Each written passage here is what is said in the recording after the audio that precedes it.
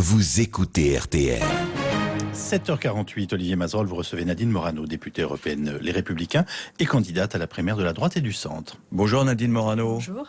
Vous êtes en colère contre le pape parce qu'il a ramené des réfugiés syriens avec lui, c'est pas bien? Non, je ne suis pas en colère parce qu'il a ramené des réfugiés syriens. Je dis simplement qu'on attendrait du pape autre chose qu'une opération de communication un peu maladroite. Parce que le fait de tirer au sort des familles, alors que s'il y a des familles à ramener, sans doute sont celles qui sont vraiment dans une nécessité, voire qui ont besoin de soins. Elles et qui étaient seraient dans un camp de prioritaires. réfugiés. Oui, il y en avait beaucoup, elles ont été tirées au sort. Donc, Parce qu'il ne peut pas les ramener toutes.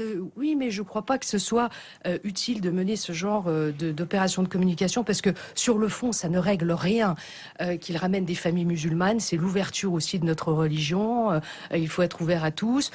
Mais je n'oublie pas aussi la souffrance des chrétiens d'Orient. Et je crois que le pape devrait aussi s'inspirer de la démarche sans doute un peu plus politique, avec une grande hauteur de vue qu'avait Jean-Paul II, notamment lorsqu'il avait fait son discours à l'UNESCO le 2 juin 1980 à Paris, où il parlait des nations, de la culture. Et au fond, ça ne règle rien. Je suis allée dans les camps de réfugiés. Mais bien et je peux sûr. vous dire que c'est pas leur attente. Mais parce Nadine que... Morano, vous mettez souvent en avant les racines chrétiennes de la France. Oui. Le pape, c'est un chrétien et qui met en avant les valeurs chrétiennes, l'ouverture aux autres. Oui, mais la compassion. Les valeurs chrétiennes, c'est la compassion, mais il est le guide spirituel de tous les chrétiens et il a aussi un rôle politique majeur, parce que la réalité, c'est que pour régler cette situation, je suis allée moi-même dans les camps de réfugiés et je peux vous dire que la charité ne demande pas le déracinement. La vraie charité, c'est de se dire comment est-ce qu'on peut faire pour permettre à tous ces gens qui n'ont pas envie de partir, mais qui voudraient bien rester chez eux, de leur permettre de rester chez eux. Problème politique, la guerre en Syrie, etc. Oui, mais on peut pas la dire guerre entre les sunnites et les chiites.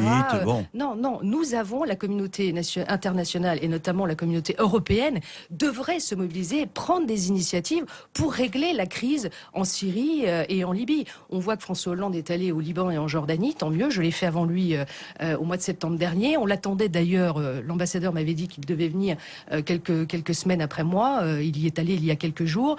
Il a aidé d'une manière financière le Liban et c'est important de le faire, je le dis, parce que le Liban et la Jordanie ont besoin de notre aide financière pour fixer les réfugiés à proximité de leur pays d'origine, parce que tous ces réfugiés voudraient retourner chez eux, Monsieur Mazerolle. Ils veulent pas être déracinés et venir chez nous en Europe. Vous n'êtes pas d'accord avec le pape sur les réfugiés. Est-ce que vous êtes d'accord avec le patronat qui, lui, veut se désengager du dialogue social si la loi El Khomri reste ce qu'elle est aujourd'hui? Non, mais je suis d'abord pas d'accord avec tout ce que fait le gouvernement aujourd'hui. Vous voyez bien que nous avons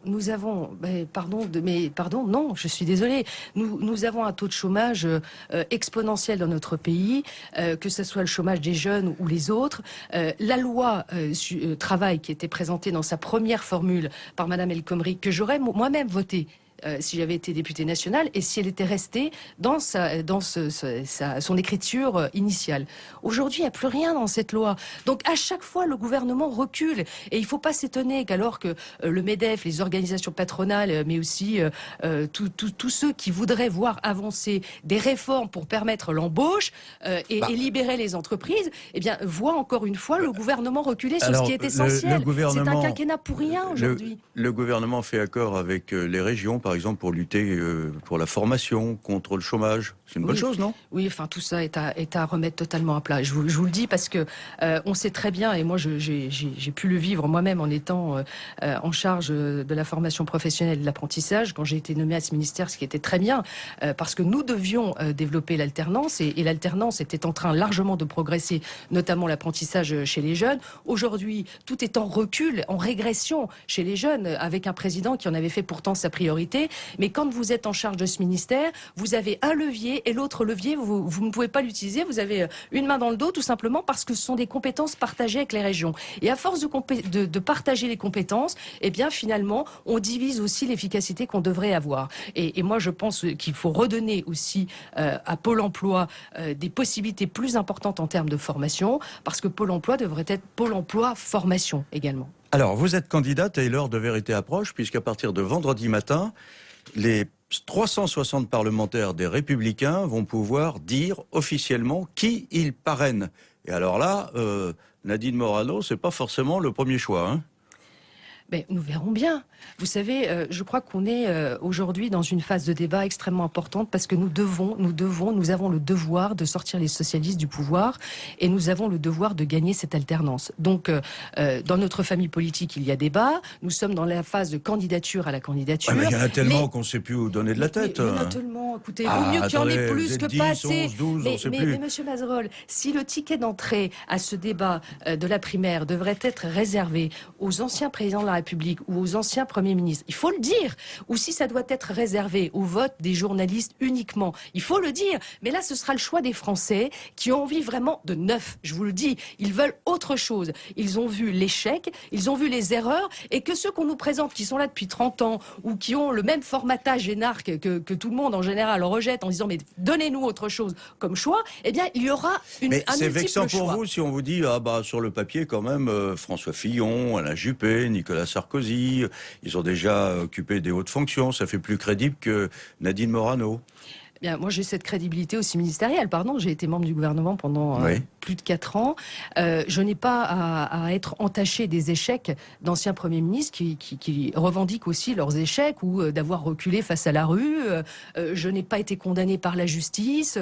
J'ai donc aussi... Vous y allez fort, ça, vous alors, non, quoi, parce que ça fait partie de Alain l'éthique. Juppé a été condamné. Eh bien oui, mais pardon, mais ça Fillon, fait partie de mon éthique personnelle. J'estime que quand on veut être candidat à la fonction suprême, il y a des critères. Je me suis fixé les miens. Après, les Français choisiront.